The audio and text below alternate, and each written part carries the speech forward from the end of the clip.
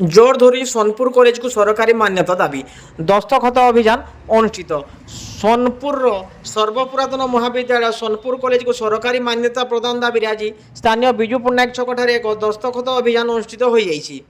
1964 ମସିହାରେ ପ୍ରତିଷ୍ଠିତ ହୋଇଥିବା ଏହି ପୁରାତନ ମହାବିଦ୍ୟାଳୟକୁ ବ୍ୟାପକ ଅବହେଳା ତଥା ସରକାରୀ ମାନ୍ୟତା ପ୍ରଦାନ କରାଯାଇ ନଥିବାରୁ ଆଲୁମିନିୟମ ସଂଘ ପକ୍ଷରୁ ସରକାରଙ୍କ ପାଖରେ ବାରମ୍ବାର ବିଭିନ୍ନ ଉପାୟରେ ଦାବି ହେଉଥିବା ବେଳେ ସେପଟେ ଆସ୍ତେ ଆସ୍ତେ ବ୍ୟାପକ ଜନ ଅସନ୍ତୋଷ ବୃଦ୍ଧି ପାଉଛି।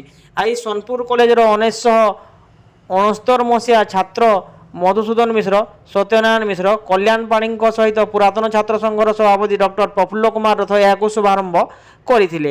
ଆଲୁମିନି ସଂଘର ଅନୁଷ୍ଠିତ କାର୍ଯ୍ୟକ୍ରମରେ ସମ୍ପାଦକ ଭାରତ ଭୂଷଣ ଦାସ, ସରୋଜ ପ୍ରଧାନ, ଶ୍ୟାମା ଓଁ ପ୍ରସାଦ ମିଶ୍ର, ସୁଧାଂଶୁ ମିଶ୍ର, ସୁଧୀର ପଣ୍ଡା, ଶାଶ୍ୱତ ମିଶ୍ର, ନିଶାନ୍ତ ମହାନ୍ତି, ଅଭିଷେକ ଶର୍ମା, ପ୍ରକାଶ ସାହୁ, ମନୋରଞ୍ଜନ ତ୍ରିପାଠୀ, ସ୍ୱରୂପ ପାତ୍ର, ଗୌରୀଶଙ୍କର ରଥ ପ୍ରମୁଖ ବହୁ ସଦସ୍ୟ ସାମିଲ ହୋଇଥିଲେ।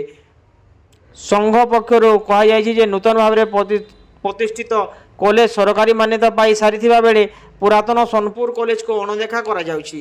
କଲେଜକୁ ସରକାରୀ ମାନ୍ୟତା ପାଇଁ ଯାହା ପଦକ୍ଷେପ ନେବାକୁ ପଡ଼େ, ଆଗକୁ ସଂଘ ପକ୍ଷରୁ ଆନ୍ଦୋଳନାତ୍ମକ ପନ୍ଥା ମଧ୍ୟ ଗ୍ରହଣ କରାଯିବା ପାଇଁ ଏହି ଅବସରରେ ବିଭିନ୍ନ ଛାତ୍ର ନେତା ପ୍ରକାଶ କରିଛନ୍ତି। ଦସ୍ତଖତ ଅଭିଯାନ ଦିନ 11ଟାରୁ ଆରମ୍ଭ ହୋଇ ରାତ୍ର 9ଟା ପର୍ଯ୍ୟନ୍ତ ହୋଇଥିବା ବେଳେ ହଜାର ହଜାର ସଂଖ୍ୟାରେ ଜନସାଧାରଣ ସ୍ୱଇଚ୍ଛାରେ ଦସ୍ତଖତ କରିଥିଲେ।